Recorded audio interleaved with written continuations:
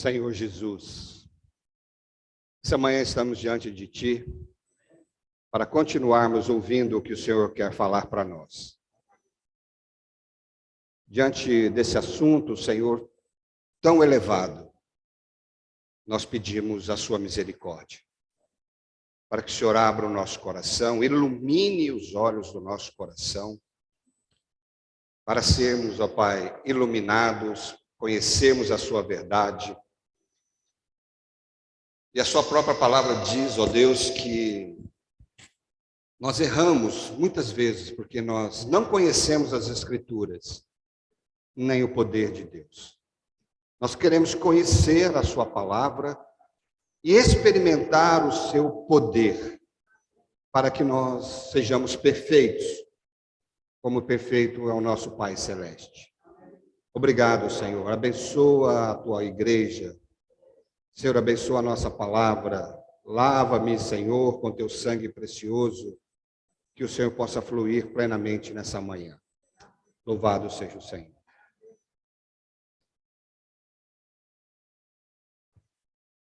Meus irmãos, ontem, recapitulando, resumindo um pouco do que nós falamos sobre o reino, sobre a importância do reino, sobre a realidade desse reino. Às vezes os nossos conceitos religiosos não nos permitem enxergar, muitas vezes, a palavra de Deus.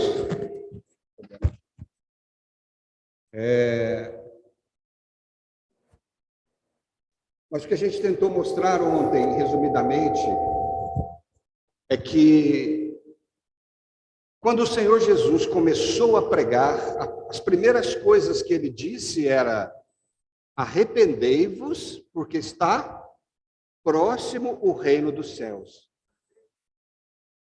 O arrependimento que eles deveriam ter não eram simplesmente dos seus pecados, não eram simplesmente das suas atitudes más, mas era sobretudo de deixar de seguir o curso do mundo e voltar para Deus e estar debaixo do encabeçamento de um rei que viria, de um reino. Deixarem o império das trevas e entrarem no reino celestial, no reino do Filho do amor de Deus. Então, o arrependimento que o Senhor Jesus pregava era para que eles pudessem entrar no reino, para estarem debaixo de um governo celestial. O Senhor Jesus, quando foi falar com Nicodemos, ele disse: se você não nascer de novo, você não pode entrar no reino de Deus. Se você não nascer da água e do Espírito, se você não nascer de novo, você não pode nem ver o reino de Deus. Então é necessário que você nasça de novo, que você tenha uma vida que o capacite a viver no reino de Deus. Então, uma coisa é estarmos arrependidos e de não seguir a Deus e agora nos portarmos diante do Senhor, aceitar o seu senhorio nesse reino e receber uma vida para viver esse reino, uma vida adequada, uma vida celestial, para que nós pudéssemos não somente nos tornar filhos de Deus, mas que essa vida que estava no seu único filho foi gerada para nós, foi dada para nós e nós nos tornamos muitos irmãos de Cristo. Ele que era o unigênito de Deus, nos fez agora, o tornou o primogênito, o primeiro dentre muitos irmãos. A vida de Deus foi dada para cada um de nós. Não é verdade? Então, irmãos, o que é importante? É que o arrependimento e a vida é para o reino. Esse reino que é para ser vivido naquela época que começou em Pentecostes e que vai até o dia da volta do Senhor. É a realidade do reino dos céus. O reino dos céus na terra hoje tem uma realidade. Precisa ter uma realidade que é através dos filhos de Deus. O reino dos céus precisa ser visto aqui na terra, manifestado aqui na terra pelo viver do povo do reino. Concorda comigo? Hoje, então, nós vivemos a realidade. Mas quando o Senhor voltar, toda essa realidade que o mundo ainda não vê, porque a palavra de Deus diz que o reino de Deus está dentro em vós, ele está dentro de nós, esse reino foi colocado no nosso interior. Então, quando o Senhor Jesus voltar, esse reino será manifestado a todas as nações, porque ele, como rei, virá, se manifestará como rei e nós reinaremos com ele. Essa é a expectativa do Senhor. Então, irmão, nós estamos falando aqui daquilo que nós cremos, daquilo que a igreja crê. Daquilo que nós, como igreja em Uberaba, cremos. Estamos falando de um reino hoje vivido com realidade, e estamos falando de uma manifestação de um reino que virá depois da volta do Senhor. Estou dizendo isso porque talvez alguns irmãos novos estão aqui não saibam disso. Ou que já tem algum tempo e não tem a realidade, não tem a convicção desse fato. Por quê? Porque na maioria dos grupos cristãos, você crê no Senhor hoje, você é salvo para a eternidade, e quando você morrer, você vai para o céu. Não existe a figura do reino milenar. E na Bíblia isso é muito claro. Por isso existem tantas confusões hoje no meio cristianismo, que algumas passagens da Bíblia ficam sem entender. Mas quando a gente tem a visão de que haverá um reino milenar, que o Senhor vai reinar por 1000 anos aqui, e que Ele espera que todos nós reinemos com Ele, muitas coisas, muitas verdades da palavra de Deus são abertas, são descobertas, são entendidas, vamos dizer assim até. Estamos falando, então, do que nós cremos, da nossa fé. Né? Nós cremos, irmãos, que quem recebeu a Jesus como seu Senhor e como seu Salvador tem a vida eterna em si. E vai estar na Nova Jerusalém, no novo céu e na nova terra e na eternidade, independentemente do seu viver aqui na terra. Ele recebeu a Jesus, ele recebeu a vida divina, ele recebeu a vida eterna. Vai estar na Nova Jerusalém, vai estar no novo céu, na nova terra. Mas, então, peraí. Puxa, Nélio, eu estou diante do Senhor, eu recebi a salvação, eu aceitei Jesus como meu Senhor, como meu Salvador, procuro fazer a vontade de Deus, depender dEle, desfrutar, viver em santidade. Mas eu sei de pessoas convertidas até, que aceitaram a Jesus, que vivem independentes, que vivem no mundo, até mesmo muitas vezes em pecado. Qual é a diferença? Se todo mundo vai estar na Nova Jerusalém, se todo mundo vai estar no céu. A questão é que haverá uma questão da recompensa no milênio. Deus, irmãos, Ele é amor. A palavra de Deus diz que Deus amou o mundo. Mas Ele amou o mundo. O que Ele fez? De tal maneira que Ele simplesmente disse, olha, todos estão perdoados daqui para frente, porque eu amo o mundo. Eu amo o homem, então todos estão perdoados. Não, a palavra de Deus diz que Deus amou o mundo de tal maneira que deu o seu Filho. Para quê? Para morrer pelos nossos pecados. Deus teve que cumprir uma justiça para salvar a humanidade. Então, o amor de Deus é acompanhado pela justiça de Deus. Deus não podia, por causa do pecado inicial do homem, Deus simplesmente perdoar a humanidade. Havia um problema sério de injustiça que Deus precisava resolver. E Deus resolveu somente com a morte do seu Filho. Então, Deus amou o mundo de tal maneira que deu seu Filho para cumprir a justiça, para cumprir todos os requisitos justos para poder salvar o homem. Então, o amor de Deus é acompanhado da sua justiça. Quem recebe a Jesus como seu Senhor, recebe a salvação. Quem não recebe a Jesus como Senhor, e Deus já providenciou essa salvação, Deus disponibilizou essa salvação, quem não aceita, está condenado. A palavra de Deus diz, quem crê tem a vida eterna. Quem tem o Filho tem a vida. Quem não crê já está condenado. Então não é uma questão de amor. Deus amou, mas ele não só amou, ele deu seu Filho, ele cumpriu uma justiça. Disponibilizou a salvação. Se você então aceita a salvação que está disponível, você é salvo. Se você não aceita Jesus como Salvador, infelizmente, você não é salvo. É uma questão de justiça. Não é? Com relação aos filhos de Deus, também é assim. Nós recebemos a Jesus como nosso Senhor, como nosso Salvador. E agora, se nós andarmos pelos nossos próprios caminhos, muitas vezes em pecado e desobedecendo a palavra de Deus, Deus vai ser justo. Não que nós venhamos a perder a salvação, mas nós vamos perder o galardão e a recompensa que está no reino.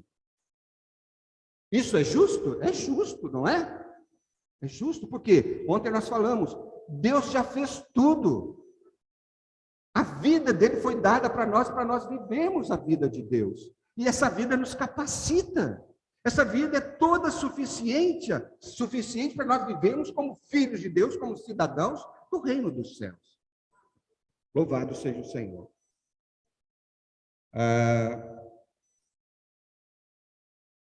Queria ler Mateus capítulo 5, só para poder reforçar, irmãos, porque nós estamos falando do que nós cremos, isso torna-se a nossa base de fé e a nossa doutrina também, tá certo? Mateus 5,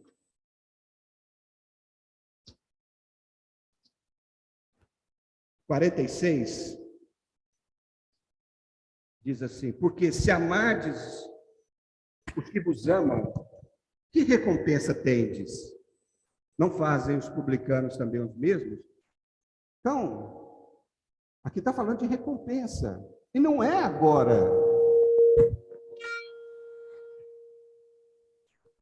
Está falando de recompensa e não é agora. É a recompensa no reino.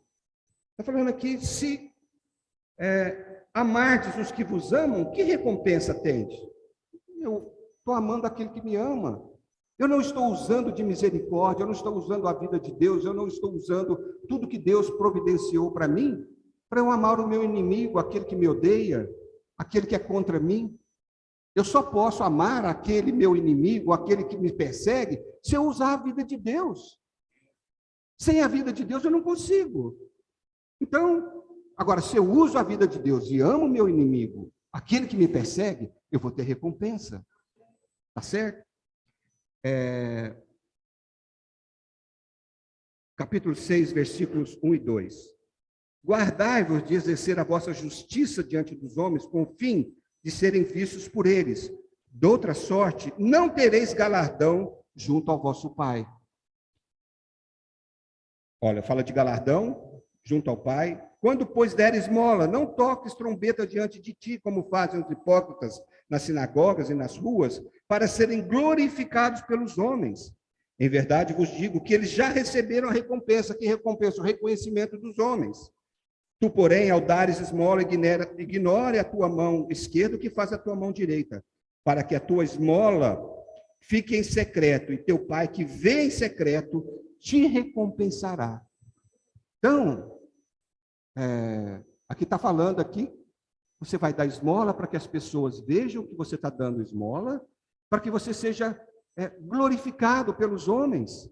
Ele já recebeu, mas se você faz em secreto, sem nenhuma intenção de ser visto pelos homens, o Pai que está em secreto, ele vai ver. E isso requer o quê? Humildade. Isso requer o quê? Um despojamento de orgulho. E é só a vida de Deus que pode fazer isso em nós. Então, quando eu uso a vida de Deus, eu dou esmola em secreto, sem querer ser visto pelos homens. É o amor de Deus em mim que faz essas coisas. Então, como eu estou usando a vida de Deus, Deus fala assim, o Pai vai te recompensar. Aonde vai te recompensar? No reino. É uma vida que você vive hoje e que o Pai vai te recompensar. Versículos 4 e 5 diz, né? Aqui os 4 eu já li, o 5 diz: quando orardes, não sereis como os hipócritas, porque gostam de orar em pé na sinagoga e nos cantos das praças para serem vistos dos homens. Em verdade vos digo que eles já receberam a recompensa. Tu, porém, quando orares, entra no teu quarto e, fechada a porta, orarás a teu pai que está em secreto. E teu pai que está em secreto, que vê em secreto, te recompensará. Aqui é uma prova, essa palavra simplesmente, o teu pai que vê em secreto, que é a sua oração. Então, o pai não está escutando sua oração, ele está vendo a sua oração, ele está vendo o seu procedimento, ele vai te recompensar lá no reino milenar. Tá certo, irmãos?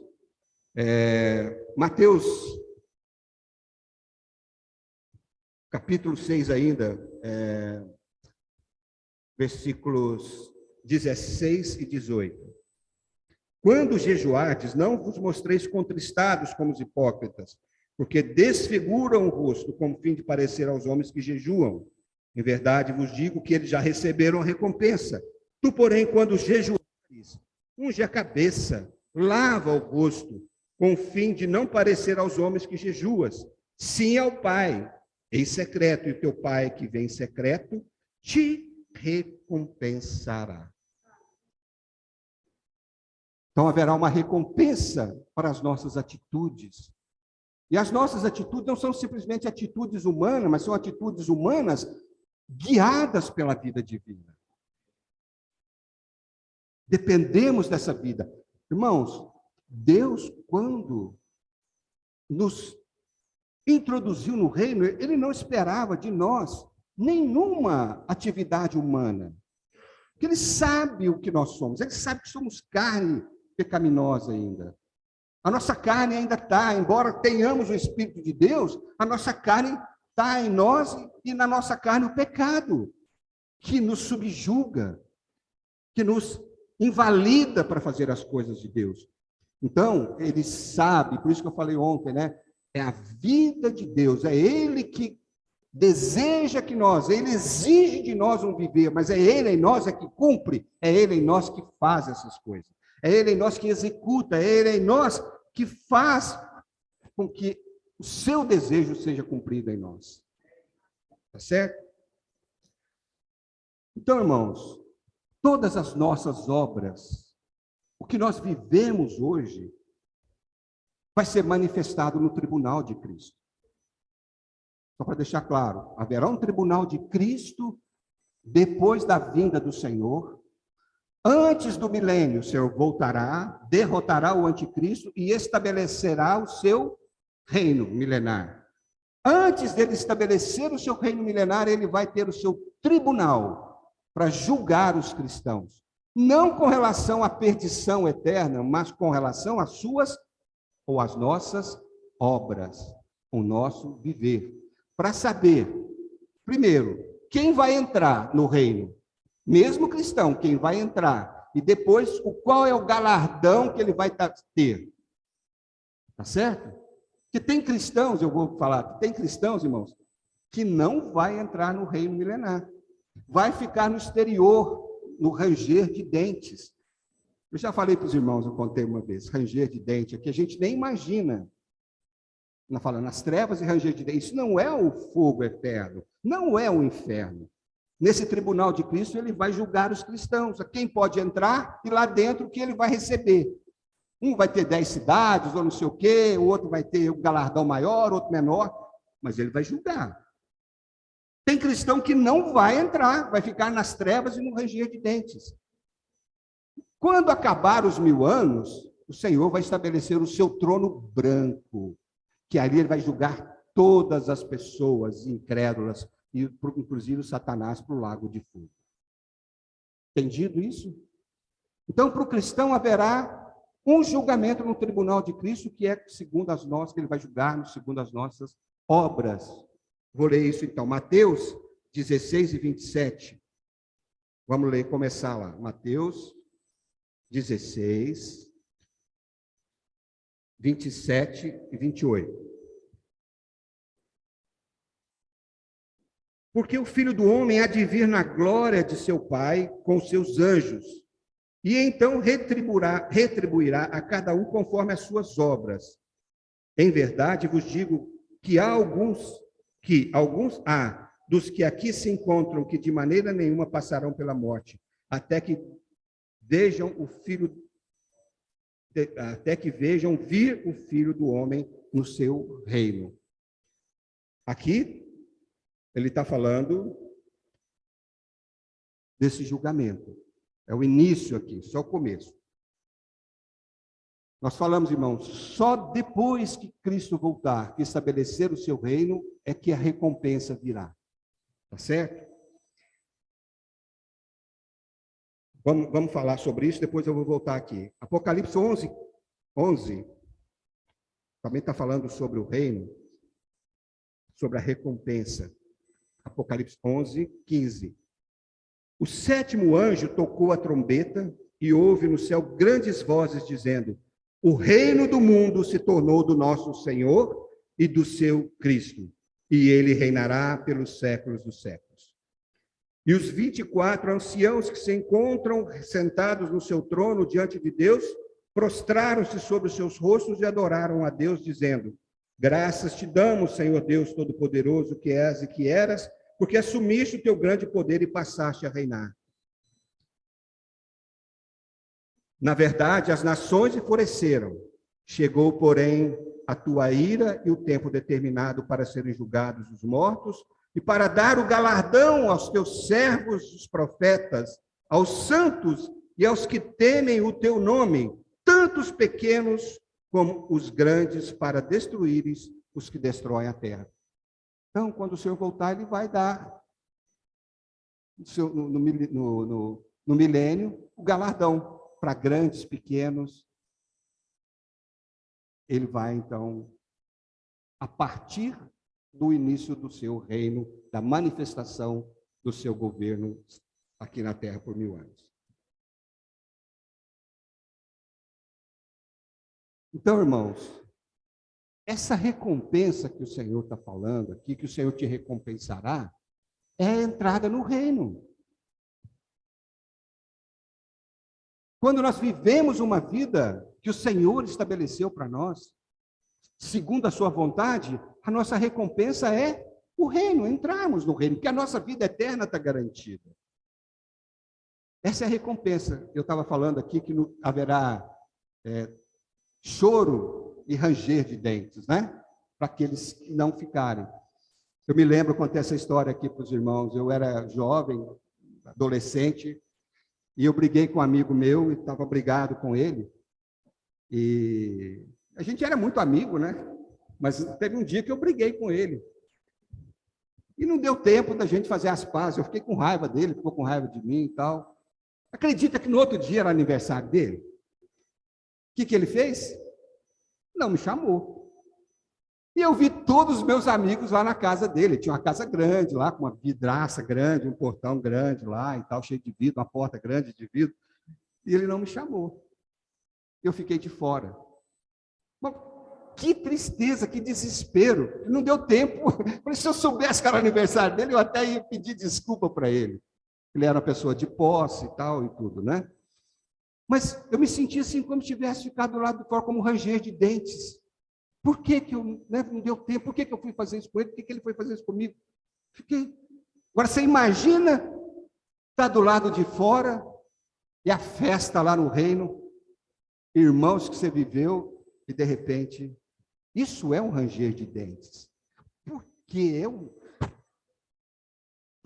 eu fui fazer isso? Por que eu não vivi? Por que eu fui escolher a minha própria vida? Por que eu não dependi? Por que eu não fiz tudo para receber essa recompensa? Então, irmãos, é isso que estou falando, isso que é o que cremos. Isso não é para meter medo em nós, muito pelo contrário, é para nos dar esperança de que nós, nessa vida, que nós podemos viver uma vida maravilhosa. Quando o Senhor começou em Mateus capítulo 5, dizendo, bem-aventurado pobre de espírito, que feliz o pobre em espírito, feliz o manso, feliz o misericordioso. Deus quer que nós sejamos felizes sendo essas pessoas. Deus, muitas vezes, deixa a gente passar por circunstâncias terríveis na nossa vida para nos amadurecer, para sermos provados, como o ouro é provado pelo fogo. Mas, irmãos, a nossa vida é para ser feliz, mesmo sendo aprovado, mesmo tendo fogo, nós podemos ainda nos alegrarmos no Senhor. Nós podemos sentir a paz que o mundo não nos dá. E a nossa vida não é só de provação. A nossa vida também é para ser alegre, para sermos felizes. E nós seremos felizes e alegres se nós estamos debaixo do governo de Deus. Porque a palavra de Deus diz que o reino de Deus não é comida nem bebida, mas é justiça, paz e alegria no Espírito Santo. Então, se nós temos paz com os irmãos, nós temos paz conosco mesmo, se nós exercemos justiça conosco, misericórdia com as pessoas, irmãos, nós vamos estar alegres. Se nós estamos vivendo aquilo que Deus estabeleceu para nós na sua palavra, nós seremos felizes. Louvado seja o Senhor. Então, irmãos, o Senhor está nos advertindo. Olha só o que ele disse para a igreja em Filadélfia. Capítulo 3, olha o que ele diz ao anjo da igreja em Filadélfia. Capítulo 3, versículo... Vou ler do 9. Eis que farei que alguns que são da sinagoga de Satanás, desses que a si mesmos se declaram judeus e não são, mas mentem, eis que os farei vir e prostrar-se aos teus pés. Deus estava falando isso, o Senhor Jesus falando isso ao anjo da igreja de Filadélfia. E conhecer que eu te amei. A igreja de Filadélfia era a igreja amada por Deus, louvada por Deus. Porque guardaste a palavra da minha perseverança, também eu guardei na hora da provação que há de vir sobre o mundo inteiro, para experimentar os que habitam sobre a terra. Olha que palavra maravilhosa que o Senhor estava falando para o vencedor da igreja de Filadélfia. Mas ele fala assim: venho sem demora, conserva o que tens, para que ninguém tome a tua coroa. Olha, Deus falando para um vencedor, para o anjo da igreja de Filadélfia, louvando a igreja, louvando aquele anjo, que eram os presbíteros, que na verdade tipificam a própria igreja em Filadélfia. Mas Deus falou: eu vou voltar, mas guarda a tua coroa. Né?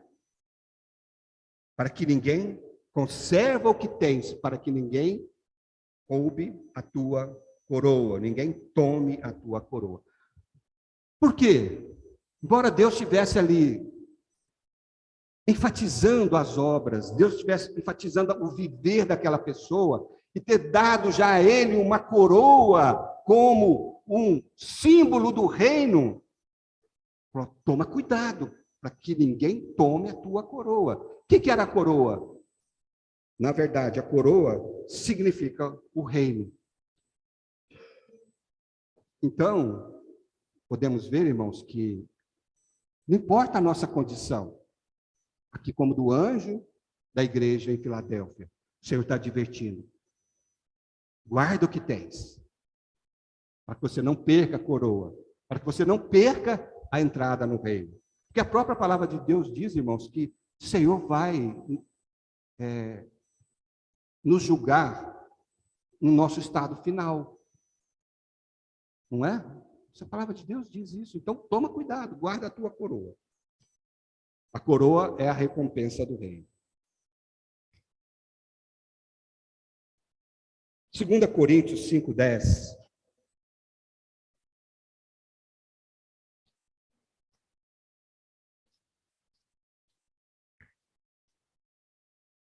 Diz: Porque importa que todos nós compareçamos perante o tribunal de Cristo, para que cada um receba segundo o bem ou o mal que tiver feito por meio do corpo.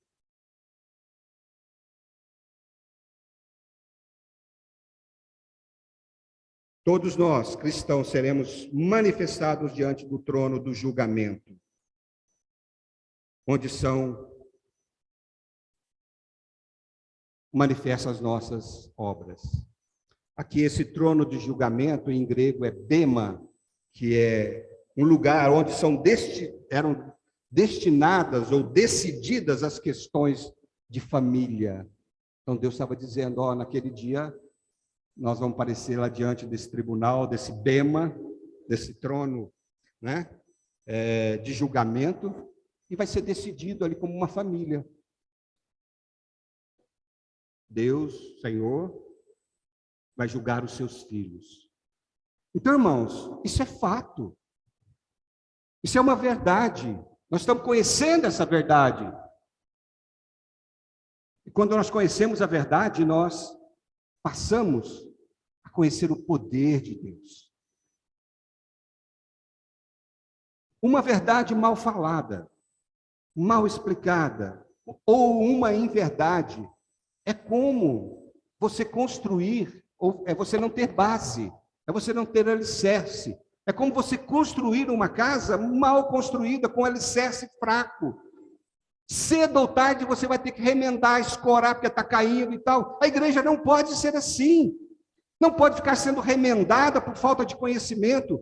Não pode ter rachaduras por falta do alicerce. Se nós temos um alicerce bem feito, se nós construímos a nossa fé em cima desse alicerce, certamente essa casa vai ser edificada. Não vai ter problemas. Tá certo? Então, nós estamos falando da edificação da igreja todo esse tempo. E para edificar a igreja, você precisa edificar a igreja com um bom alicerce. E essas verdades são um alicerce. Tá certo? Então, o que eu creio? Eu creio nisso. Muita gente não crê, mas eu creio. E isso me salva. Isso me traz mais fé. Isso me traz mais paz. Isso me traz mais alegria. Isso me traz mais vigor. Não é verdade? Então, nós sabemos, todos os filhos de Deus vão estar diante do trono para ser decidido, né? Aqui fala, todos nós compareceremos perante o tribunal de Cristo, que não é o trono branco, para que cada um receba segundo o bem ou mal que tiver feito por meio do corpo. Louvado seja o Senhor.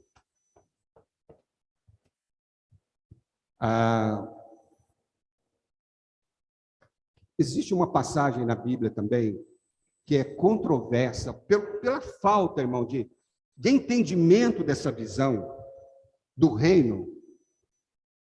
Existe, eu vou ler aqui, vou falar com os irmãos, que mostra exatamente sobre isso.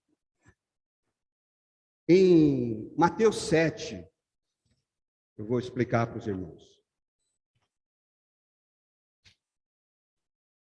Mateus 7, 21 a 23, fala assim: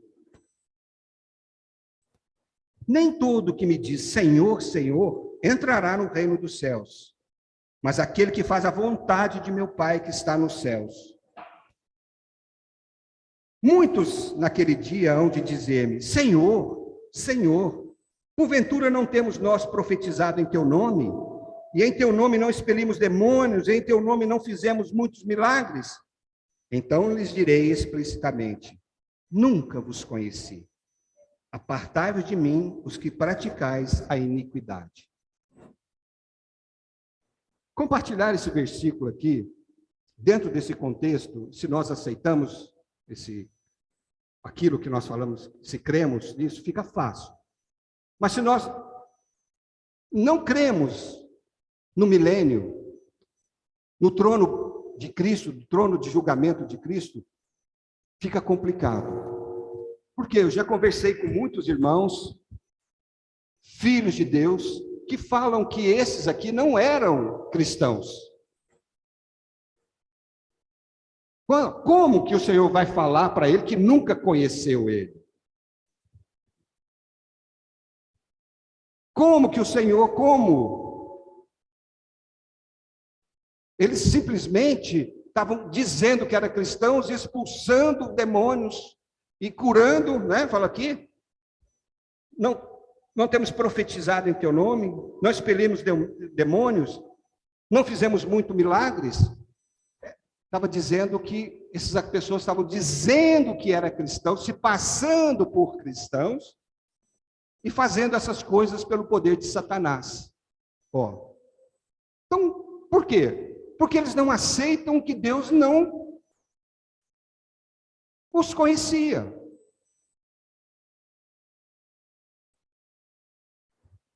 Mas, irmãos, aqui são pessoas salvas. Está chamando aqui, daquele dia onde dizer, Senhor, Senhor. Eram pessoas salvas, que tinham tinham aceitado a Jesus como seu Salvador.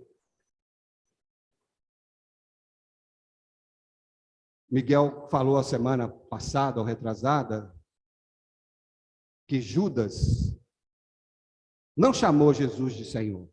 Vocês se lembram da mensagem? Os discípulos todos falaram, Senhor, Senhor. Mas Judas não chamou Jesus de Senhor, chamou Jesus de Mestre. Aqui eles estavam dizendo, Senhor, Senhor. Mas então por que Jesus disse que não os conhecia? E às vezes também muitas explicações já foram dadas de que eles estavam fazendo milagres, expulsando demônios, profetizando, sem Jesus ter mandado. Irmãos, eu não creio que seja isso. Eles foram lá independentemente de Jesus, foram na carne. Pode até ser na carne, mas não é essa a questão. A questão é que o Senhor estava dizendo aqui, apartai-vos de mim que praticais a iniquidade. É possível, irmãos, um crente que tenha dons expulsar demônio. É possível um crente que tenha dom profetizar, fazer milagres e praticando a iniquidade. O que é a iniquidade?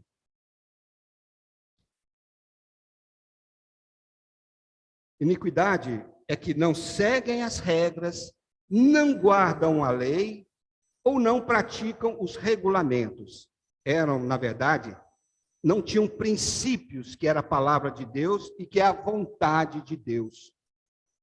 Tá certo? Quantas vezes você vê irmãos que têm dons miraculosos e que vivem uma vida de devassidão?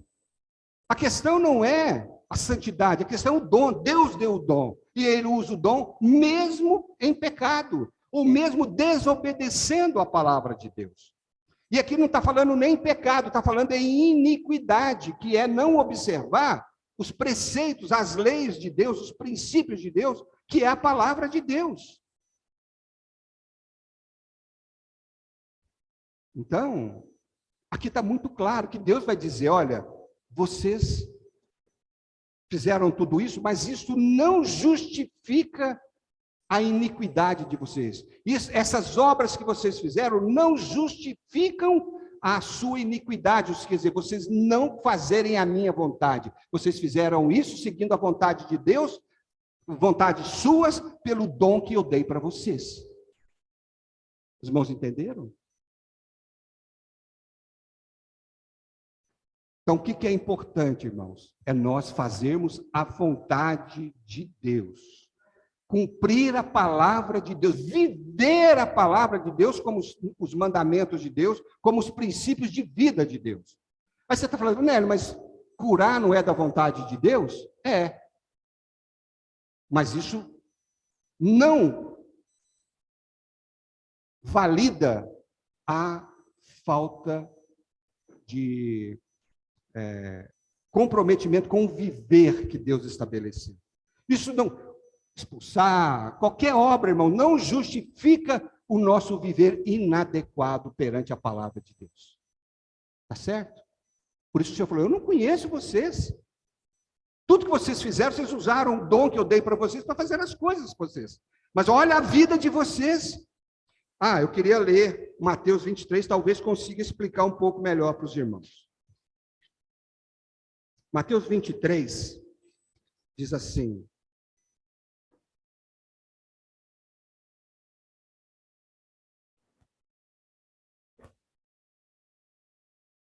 "23, fala assim: ai de vós, escribas e fariseus hipócritas, porque dais o dízimo da hortelã, do endro e do cominho.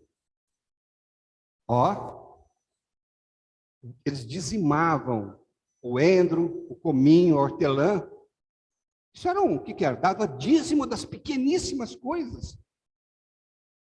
Você pensa, mas eu nem dou isso, eu como. Eu nem penso em dar o dízimo dessas coisas que são tão pequenas. Tá certo? Mas o Senhor está falando que eles eram hipócritas, porque apesar deles darem até o dízimo dessas coisas tão pequenas, o Senhor disse para ele assim: mas tendes negligenciado os preceitos mais importantes da lei, que é a justiça, a misericórdia e a fé. Vocês deviam fazer essas coisas, quer dizer, a justiça, a misericórdia e a fé, sem omitir aquelas. Vocês podem dar, mas vocês têm que fazer, vocês estão omitindo a lei, a misericórdia. Não estão tendo misericórdia das pessoas. Vocês não estão praticando a justiça e nem a fé. Entendeu? Então, assim,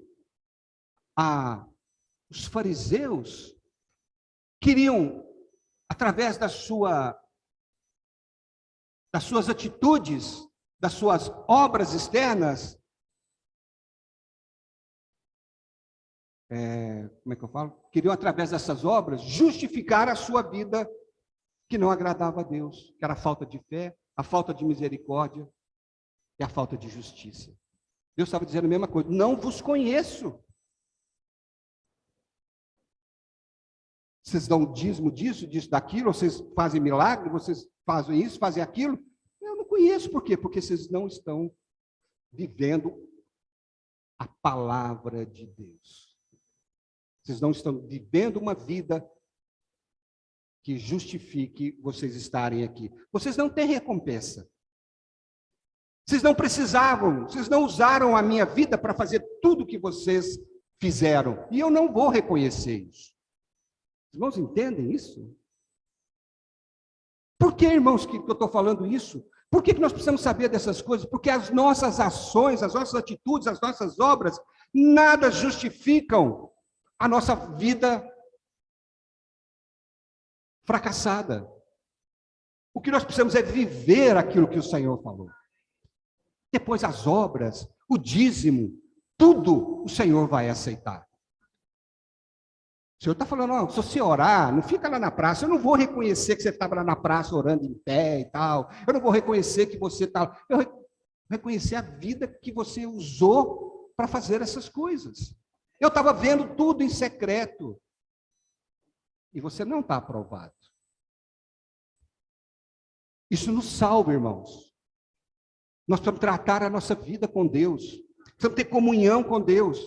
Precisamos usar essa vida que Deus nos deu para fazermos aquilo que Ele quer que nós façamos. Fazer obras, dar dízimo, fazer isso, fazer aquilo, não justificam a nossa falta de comunhão com Deus, o nosso viver da palavra. O nosso viver sem praticar a palavra de Deus, sem praticar aquilo que Deus determinou, é iniquidade. É um viver iníquo. Por quê? Não tem princípios na palavra de Deus para o nosso viver. Tá certo? Só para completar isso aqui, 1 Coríntios 3.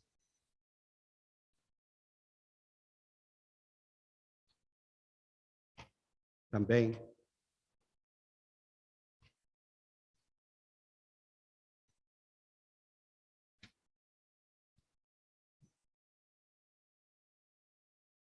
de 10 a 15, fala assim: segundo a graça de Deus que me foi dada, lancei um fundamento como um prudente construtor, e outro edifica sobre ele.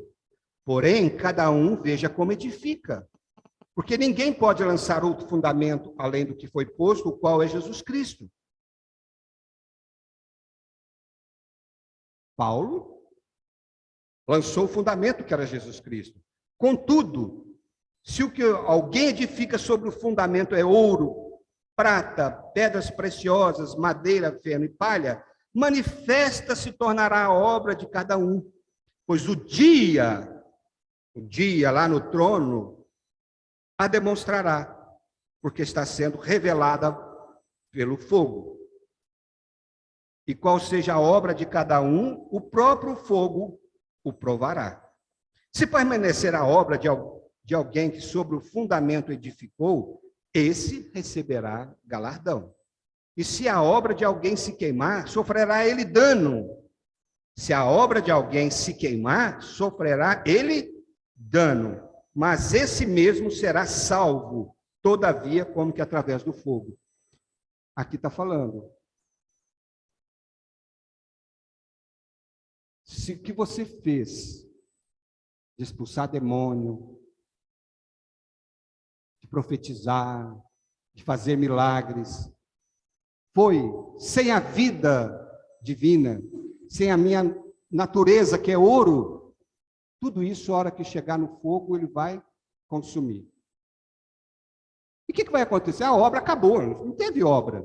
E o que vai acontecer com esse irmão ou com essa irmã? Ele fala aqui que ele será... Sofrerá ele dano. Mas esse mesmo será salvo. Todavia, como que através do fogo. Vai estar no exterior, ranger de dente, vai ser salvo, vai estar lá sendo aperfeiçoado até chegar à Nova Jerusalém, durante 1000 anos. Então, irmãos, existe um fundamento que é Cristo, que todos nós recebemos. Nós precisamos saber como que nós edificamos as nossas obras. Tudo isso vai ser julgado pelo Senhor. Não adianta a nossa boa intenção e vivermos uma vida religiosa com o nosso viver sem princípios da palavra de Deus. O Senhor, isso vai queimar, e o Senhor vai naquele dia, muita gente, né, vai ter surpresa. Ah, mas eu fiz isso, fiz aquilo, mas a sua vida não condiz com a palavra de Deus. O seu viver não condiz com a palavra de Deus. Louvado seja o Senhor. Irmãos, esse assunto é muito extenso, né? Ele é maravilhoso, porque essa palavra vem nos exortar. E eu queria dar uma palavra para os irmãos, não uma palavra, espero que a palavra que seja uma palavra de exortação, de conhecimento da palavra, mas que seja uma palavra de motivação, de entendimento de que nós temos uma vida que nos faz vencer todas as coisas. Nós recebemos a abundância da graça que nos faz reinar em vida. Deus jamais esperou de você e de mim que nós fizéssemos alguma coisa por nós mesmos. E essa vida está disponível, está dentro de você. Eu falei ontem, né? Nós ganhamos, ressuscitamos com Cristo, né? Ganhamos a vida, fomos ressuscitados e fomos elevados às regiões celestiais. O que pode permanecer nos céus, irmãos, o que pode permanecer no ar, é somente aquilo que tem ar dentro, é como um balão que eu falei. E nós ganhamos o ar, que é o espírito, que é o pneuma, que está dentro de nós. Se nós mantivermos esse balão cheio, nós vamos permanecer nas regiões celestiais. E lá nós podemos vencer todas as coisas, os principados, as potestades, e lá nas regiões celestiais nós somos abençoados com toda sorte de bênção espiritual. Então Deus está dizendo para você, fica no Espírito, mantenha-se no Espírito, ande no Espírito, fica cheio de ar, que você vai ficar na região celestial. e que na região celestial, tudo que Deus falar, tudo que Deus mandar, tudo que Deus desejar, toda a vontade de Deus vai ser feita por nós de uma maneira espontânea.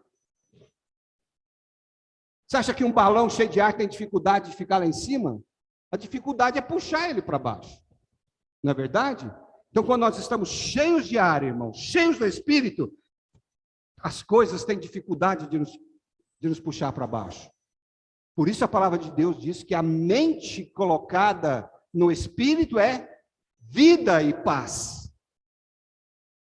Quando eu estou com a minha mente no Espírito, eu tenho vida e paz. Estou nas regiões celestiais.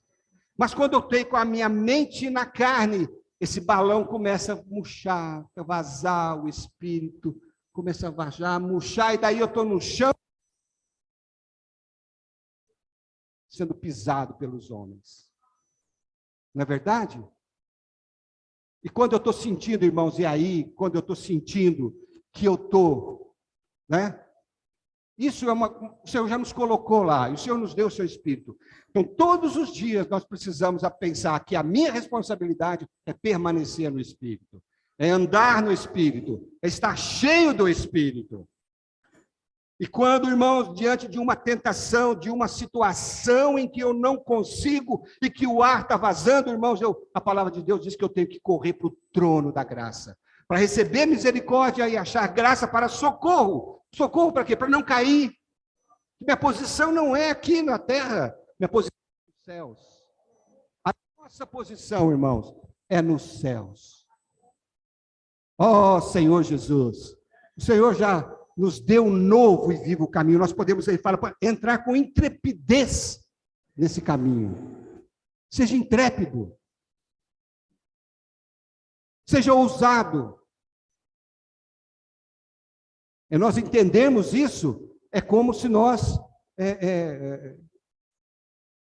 tivéssemos a plena certeza, a convicção, nós tivemos o entendimento de que quando nós estamos diante de uma situação difícil, quando nós estamos numa situação que vai nos levar para a terra, de que aquela ali é a nossa queda, e que nós temos que pedir socorro. Uma pessoa que é nécia, uma pessoa que não tem, muitas vezes, o senso do perigo, do conhecimento das coisas, ela se deixa levar.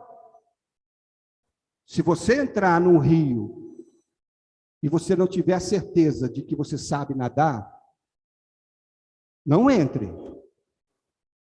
Agora, se você descuidadamente entrar num rio, mesmo sabendo nadar, não sabendo da circunstância daquele rio, e você sabe que você vai se afogar e você está se afogando, o que você faz se tem gente perto? Gente, socorro, eu estou afogando aqui. Ou você não pede socorro? Peça socorro, porque sabe que se você não pedir socorro, você vai morrer. Então, às vezes a gente morre devagarzinho afogado, porque a gente não tem a ousadia de pedir socorro ao Senhor. Acha que vai dar, acha que se dá conta de nadar. Ah, eu sou um bom nadador, já sou nadador há 30 anos, tem 50 anos que eu estou na vida da igreja, e vai afundando. Se você não pede socorro, vai morrer devagarzinho.